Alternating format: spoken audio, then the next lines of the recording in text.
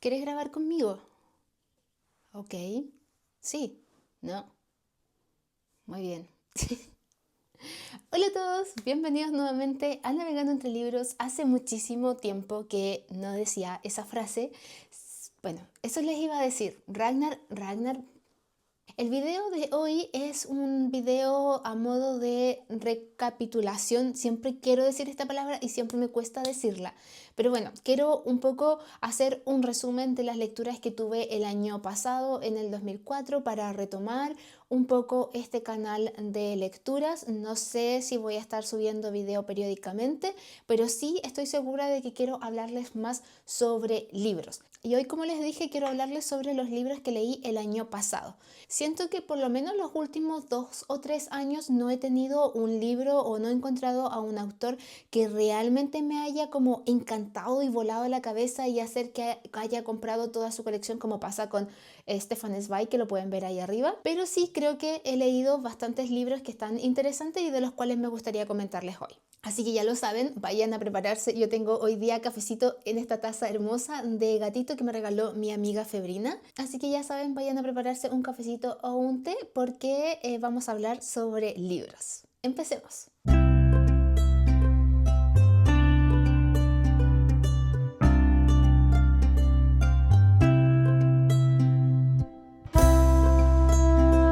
El primer libro que leí el año pasado se trata de El coronel no tiene quien le escriba, de Gabriel García Márquez. Te puedo decir de este libro que no se haya dicho hasta la fecha. Bueno, El coronel no tiene quien le escriba es un libro sobre un viejo coronel que está en su ciudad, en Colombia. No recuerdo muy bien los detalles porque, como les digo, los leí hace prácticamente más de un año. La cosa es que este coronel está sufriendo bastante por el tema del dinero.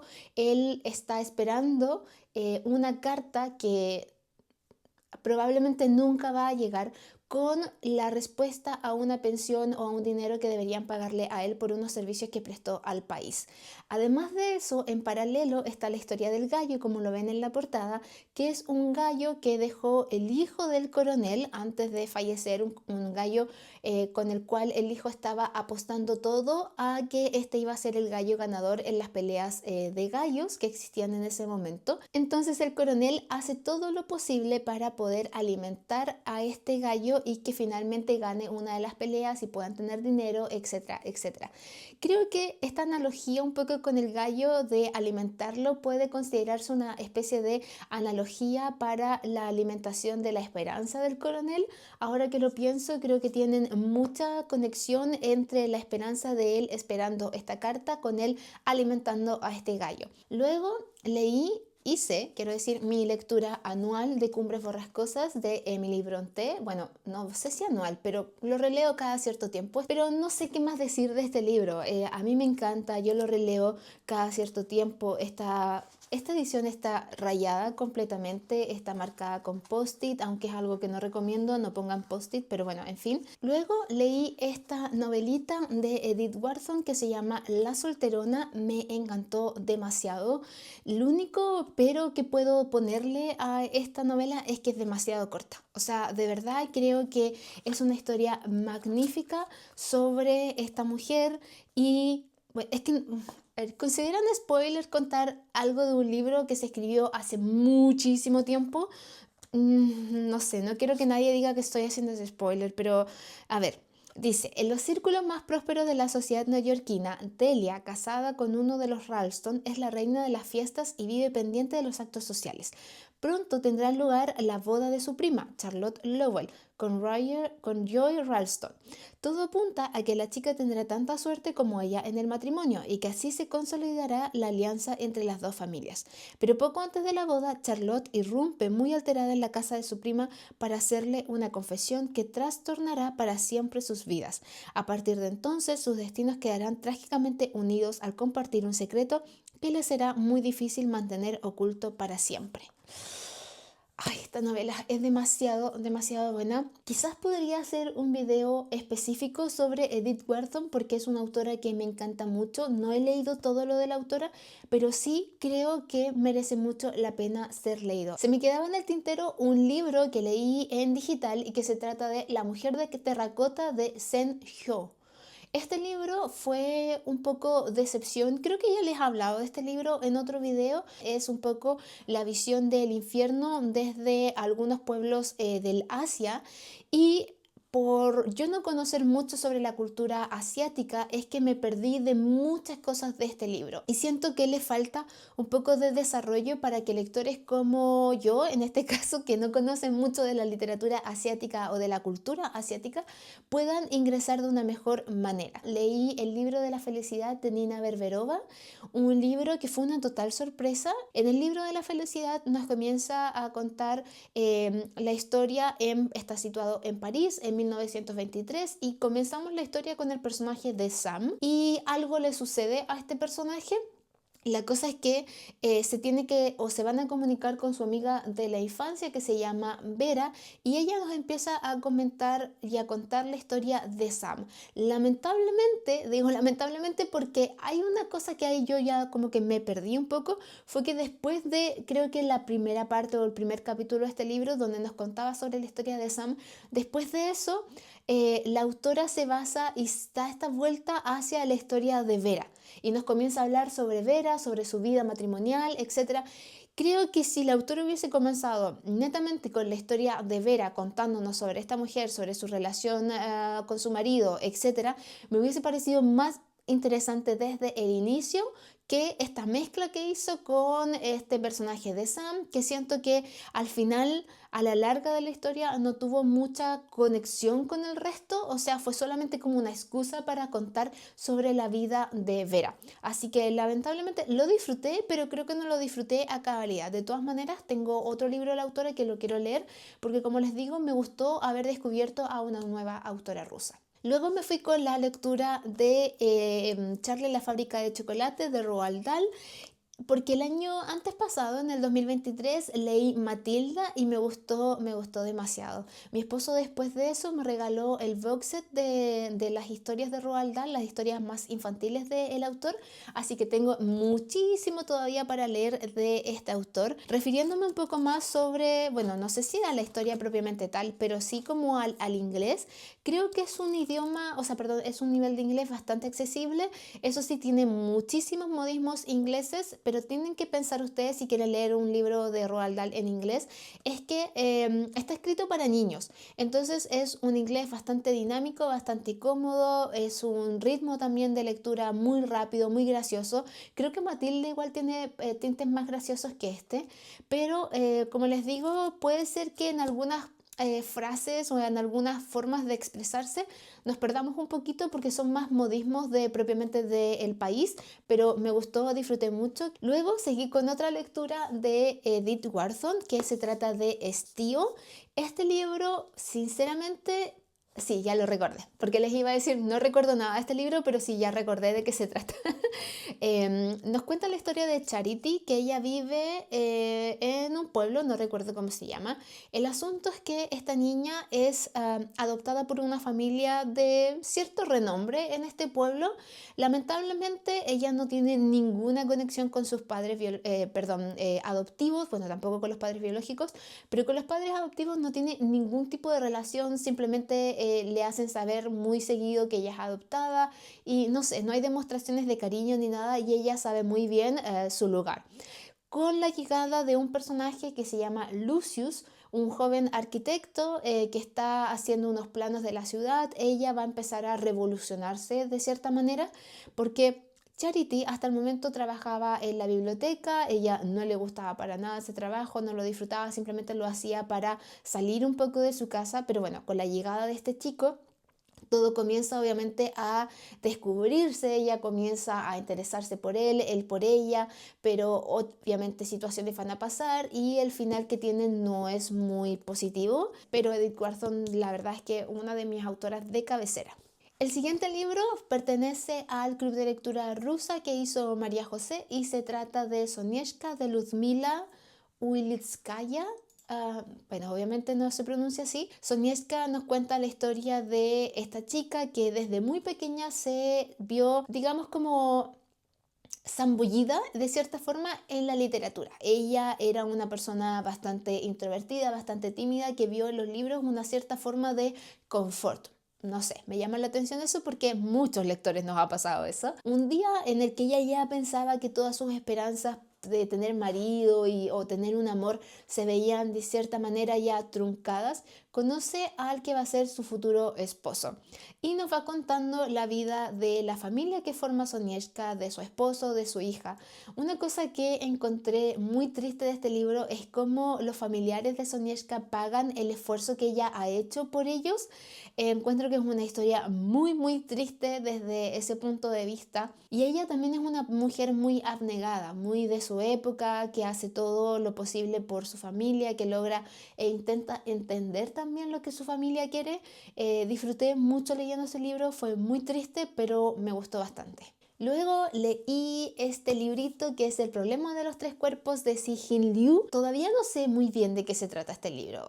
Sé que lo disfruté mucho. Comienza con la Revolución Cultural China en 1967. Hay mucho miedo, mucho temor en cuanto a lo que la información y la ciencia puede hacer en la humanidad. Entonces de ahí es donde parte toda esta historia. No sé muy bien cómo seguir porque no he leído ni el segundo ni el tercero y pretendo leerlos este año. Así que en algún momento puede salir un video de esta trilogía. Luego de eso leí este libro de José Donoso que se llama El lugar sin límites, que me encantó. ¿Por qué tardé tanto en leer a José Donoso? No sé si les pasa que de repente quieren leer un libro por mucho tiempo o lo tienen en su radar de alguna forma al autor o al libro y cuando leen por fin el libro dicen: ¿por qué no lo leí antes? ¿Por qué? Bueno, me ha pasado eso con El lugar sin límites. Siento que debía haberlo disfrutado hace muchísimo más tiempo. El meollo del asunto de este libro, y bueno, voy a contarles un poquito porque igual me gustaría hacer una reseña completa de este libro. Es un libro que tiene muchísima relación y está, digamos,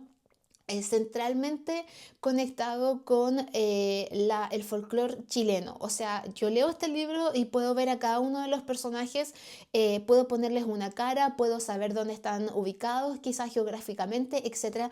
Bueno, me encantó, no me voy a explayar más porque va a haber video especial de este. Solo decir que ahora quiero leer más de este autor. Estoy preparada para leer Coronación, para leer El obsceno pájaro de la noche y quizás otras cosas que haya escrito este autor, solo que los estoy buscando en la edición grande de Penguin Random House porque esta es bastante chiquita y ya hay una edad en la que uno no puede leer libros con letra pequeña. Luego de eso leí La verdad del caso de Harry Kéber de Joel Dickel. Me encantó. En realidad no lo leí, lo escuché en la Biblioteca Pública Digital y lo disfruté tanto. Fue un libro, el audiolibro además está muy bien narrado, es muy rápido, así que creo que fue un libro muy muy bueno para pasar el rato, para escucharlo. Además, una cosa buena que tuvo esta historia fue que lo escuchaba por la noche antes de dormir, entonces con mi esposo, con Alberto, al final él también estaba enganchado en la historia y me preguntaba: uy, ¿seguiste leyendo? ¿Siguiendo escuchando qué es lo que pasó con Harry Kéber?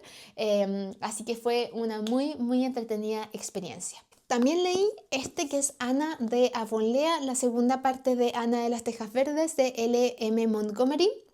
Conseguí esta edición hermosa de Alma Clásicos. De hecho, tengo el 3 y el 4 y este año pretendo comprarme el quinto, aunque recién voy a leer el 3. Pero bueno, me gustó bastante esta historia. Creo que vemos muy bien y observamos muy bien cómo Ana va creciendo, cómo ella va madurando y cómo pasa de ser una niña alocada, cómo pasa de ser esta niña imaginaria a una mujer que todavía conserva su imaginación, pero que está creciendo, está desarrollándose, está descubriendo otras cosas, está descubriendo quién quiere ser ella en el futuro como maestra y también como persona.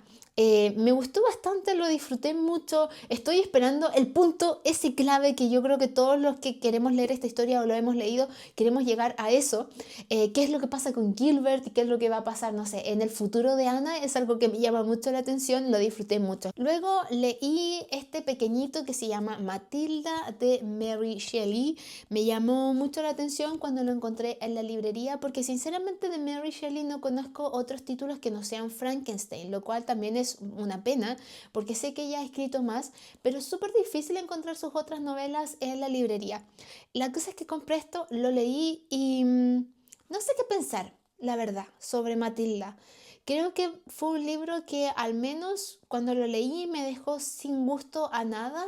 No sé si fue el momento equivocado para leerlo o simplemente es un libro que no tiene, bueno, obviamente no lo voy a comparar con Frankenstein porque Frankenstein es la obra maestra. Este libro está escrito entre 1819 y 1820 y dice que es una obra profundamente romántica que no fue publicada hasta 1959. Eso no lo sabía. Gracias, Goodreads. Dice que es una obra pasional e introspectiva que trata sobre el incesto y el suicidio. ¿Sabes qué? No me acuerdo de eso. Quizás debería releer esta novela, claro, este librito y hacer un video para no olvidar de qué se trata Matilda. Yo creo que eso es lo que voy a hacer.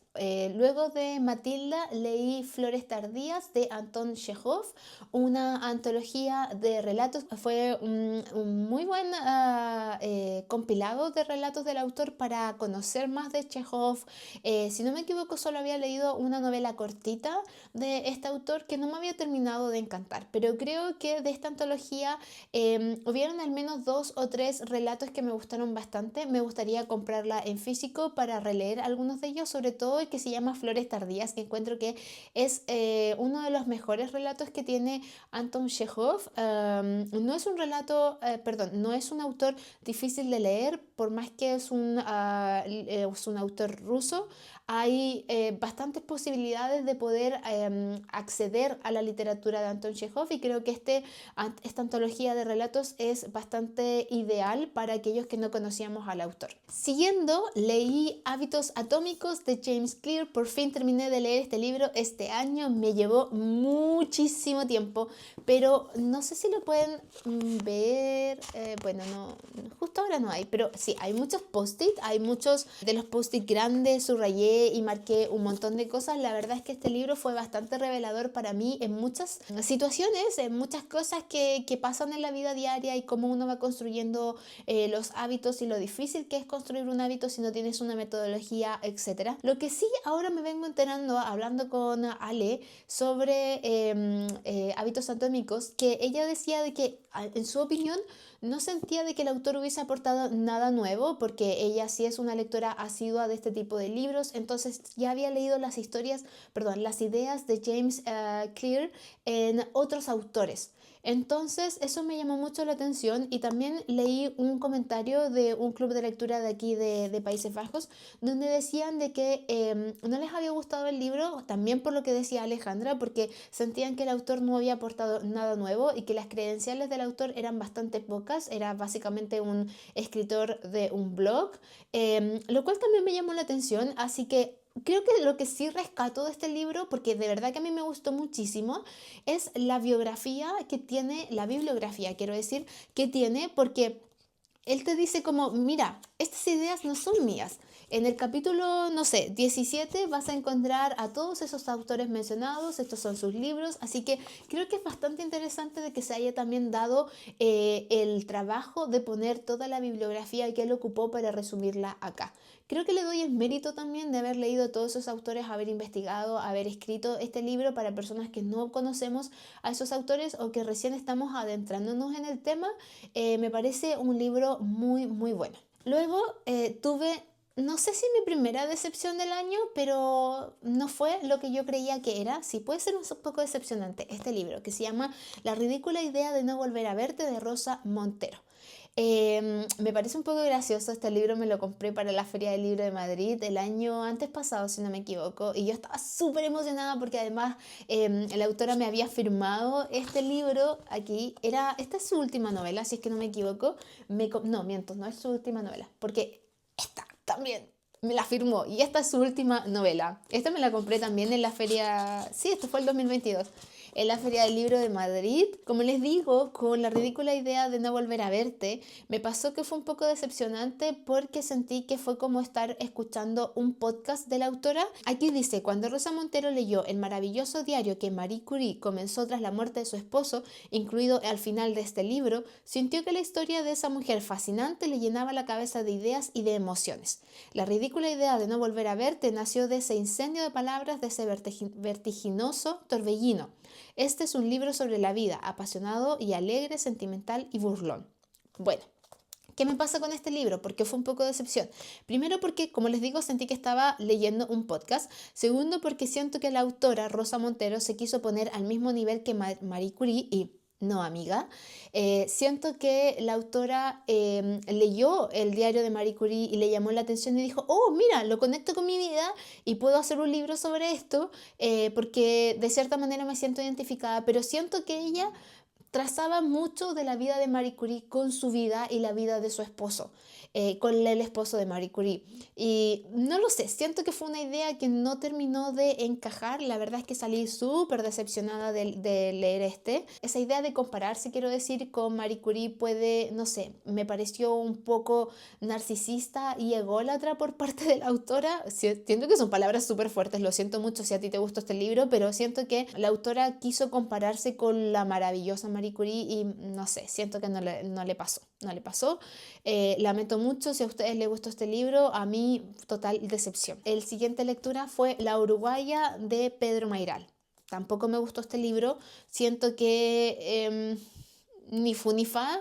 Lo que me da risa es que con Rosa Montero y con este libro me pasó que con el hype, por eso hay una cosa del hype que no me gusta. Bueno, con el tema del hype fue como, dámelo todo, me voy a comprar todos los libros. Bueno, con Rosa Montero, libro que dejo acá, ya me compré 2 en su momento. Y lo que hice con Pedro Mairal fue una estupidez, pero me compré 3 libros del autor a la vez. 3 libros, que son los libros que recomendó Jan. Y no culpo a Jan porque evidentemente no, pero compré 3 libros de este autor. Y como les digo, La Uruguaya no me terminó de gustar para nada. Obviamente tengo más libros del autor que pretendo leer en algún momento. Siento que lo que quiso hacer con Lucas, que es este escritor recientemente entrando en la cuarentena y que tiene un poco como esta crisis de los 40 donde los hombres se sienten más jóvenes y quieren hacer cosas de jóvenes porque creen que son jóvenes y no. Lo que sí creo que puedo destacar de este libro es que en una corta extensión cuenta una historia interesante, pero creo que hasta ahí llega, no lo sé, no conecté con nada con este libro y yo soy una lectora donde necesito de alguna forma adquirir algo del libro, de alguna forma conectar con alguno de los personajes. Sé que quizás no es la mejor manera de ser una lectora, pero ¿qué es ser buena lectora? Así que, en fin, luego leí a Brandon Sanderson con Citónica, que este es el tercer libro de la saga Escuadrón. Me pareció un libro bastante interesante, pero creo que ya les he comentado en otros videos que la saga, la serie, me parece que ha ido de más a menos, pero así de una manera estrepitosa.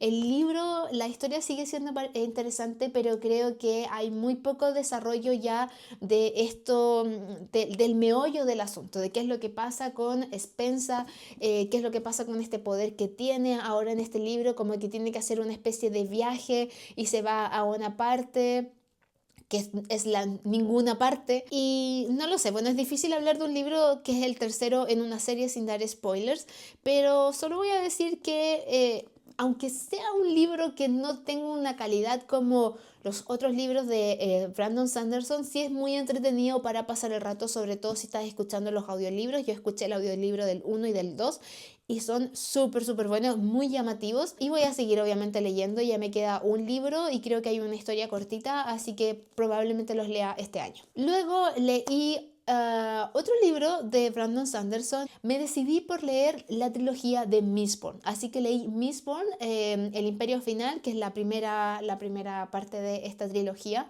Lo escuché en audiolibro en la Biblioteca Pública Digital y fue hermoso, maravilloso. Es un libro espectacular. ¿Qué se ha dicho de Brandon Sanderson que yo pueda aportar? O sea, es que de verdad es una muy buena historia, es fantasía. Todavía no termino la trilogía, así que no puedo hacer un video o una opinión de esta trilogía completa. Pero sí me dije que antes de decidir comprar más libros de Brandon Sanderson iba a terminar la trilogía y ver qué tal.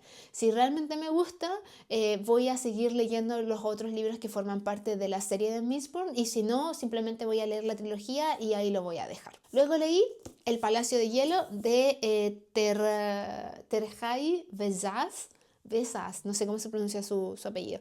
una historia muy, muy conmovedora, muy bonita, sobre dos niños de 11 años que se conocen y que tienen una especie como de clic, una conexión tremenda en un minuto, menos de un minuto. Se conocen y ya quieren como pasar el resto de su vida juntas. Este libro es sobre el duelo visto desde el punto de los niños. Es un libro muy, muy bueno. Yo tenía otra visión de lo que iba a ser el Palacio de Hielo. Pensé que iba a ser un libro muy oscuro, muy como profundo. Y si bien sí fue un libro profundo, no fue hacia el área que yo pensé que iba a ser, sino que es un libro mucho más conmovedor. Después leí Padres e Hijos de Iván Turgenev. Primero, estoy súper contenta de haber leído este libro porque fue mi primer clásico ruso en inglés, así que fue una meta totalmente lograda. Y segundo, porque es una historia que me gustó bastante. Habla mucho sobre la diferencia entre las generaciones, entre la generación más antigua. Toma lugar en 1850 y de ahí lo que hace es una especie como de cronología de la generación más antigua, la generación de los padres, que está mucho más ligada a la religión, a las costumbres, a el trabajo duro, a no cuestionar nada, y la generación más reciente, que es la generación de sus hijos, quienes están acostumbrados a cuestionarse todo, a no creer en nada, a menos que sea algo palpable, al menos que sea algo tangible. Y obviamente van a haber muchas situaciones que van a poner no en contra a los padres e hijos, pero sí la forma de pensar de ellos con la generación más adulta y la generación más joven. Siento que en algún punto de este libro el autor lo que hace es que nos pone a estos nihilistas, que son los jóvenes, la generación más joven, y les hace, quiero decir, dudar un poco sobre sus propias creencias. Es un libro muy interesante desde ese punto. Quizás me gustaría hablar más en detalle sobre este libro más adelante. No sé si a ustedes les gustaría escuchar mi comentario, pero creo que es un libro muy, muy bueno. Definitivamente voy a leer más de Turgenev. Después leí este, que es Vera, de Elizabeth von Arnim, y me encantó. Quedé sumamente enamorada de la escritora. Si bien en Rebeca nos encontrábamos con la visión de la esposa fallecida y esta visión más fantasmagórica, en Vera lo que nos hace dudar, lo que nos hace temer, entre comillas, es la figura del marido. Es muy interesante la visión que tiene la autora. No sé si está basado en alguna vida real o... Sí, bueno, dice, inspirado en la propia experiencia de la autora. Muy bien. Tengo dos libros más de la autora y pretendo comprar un tercero este año. Tengo Todos los perros de mi vida y Expiación. Yo creo que Expiación es el libro que voy a leer este año de esta autora. No me quedan 3 libros en el tintero. El siguiente es la segunda parte de Mistborn, que es The Well of Ascension. Está muy bueno este libro. Muy, muy bueno. Es que de verdad la trilogía creo que es una trilogía que voy a disfrutar bastante. Difícil hablar de un segundo libro sin obviamente contar spoilers, y es un libro, es una saga tan buena y tan leída que siento que todo el mundo conoce de qué se trata Mistborn. El penúltimo libro que leí el año pasado fue este de Mario Vargas Llosa. Se está haciendo una especie de tradición para mí leer Vargas Llosa en noviembre. En este caso leí Pantaleón y las visitadoras, un libro que me gustó bastante. Me costó un poco entrar. Creo que los libros de Vargas Llosa al inicio me son un poco difíciles, como me pasó con La ciudad y los perros, pero una vez que conecto de cierta manera y entiendo, bueno, de alguna forma todo el lenguaje militar que había en La ciudad y los perros y también el lenguaje que se utiliza en esta parte, perdón, en el Pantaleón y las visitadoras, ya conecto totalmente con la historia y me siento como muy con muchas ganas de leer. La verdad es que fue un libro que me sorprendió bastante, sobre todo con la parte como final, lo que sucede con este personaje. También quiero hacer un video, así que no voy a hablarles mucho. Este año también pretendo leer algo más de Vargas Llosa. Me gustaría leer al menos sus primeras 4 novelas publicadas, ya llevo 2, así que vamos a ver si es que cae otro Vargas Llosa este año. Y el último libro que leí en el 2024 fue un libro dedicado, por supuesto, a la Navidad. Se llama Días de Navidad, cuentos y recetas, de Jeanette Winterson. Esta autora me encanta mucho, yo quedé muy enamorada con la autora hace muchísimos años cuando leí ¿Por qué ser feliz cuando puede ser normal? Un libro que me encantó, una autobiografía. Son varios relatos que están relacionados con la Navidad de cierta manera y que van conectándose las historias con recetas navideñas, ya sea porque la autora conoce una receta, porque una amiga conoce una receta, porque te contó una historia que estaba relacionada con esa receta, etcétera. Y creo que la forma en la que está cuajado todo es muy muy buena, es un libro que te hace añorar esos momentos de Navidad, así que me gustó bastante y yo se los recomiendo para este año 2025. Si quieren leer algo de Navidad, tienen que leer este libro porque está muy muy bonito. Y bueno, cierro mi resumen de lecturas del 2024. Como les dije, espero traer varias reseñas de los libros que les conté acá, porque son libros que me llamaron mucho la atención y que siento que están muy muy buenos. Les pido que me dejen un comentario sobre cuáles son, digamos, los mejores libros que leyeron ustedes en el 2024 o qué libros quieren leer en este 2025. Y si no saben qué comentar, los invito a que me dejen un emoji de café para que mientras vean este video puedan disfrutar de una exquisita taza calentita o helada, depende de dónde estén, de un cafecito o un té. Muchas gracias por ver este video, gracias por llegar hasta el final. Sé que no he subido video en mucho tiempo y eso también obviamente merma en las visitas, así que de verdad muchísimas gracias. Que tengan un lindo día, muy hermosas lecturas y nos vemos en el próximo video. Adiós.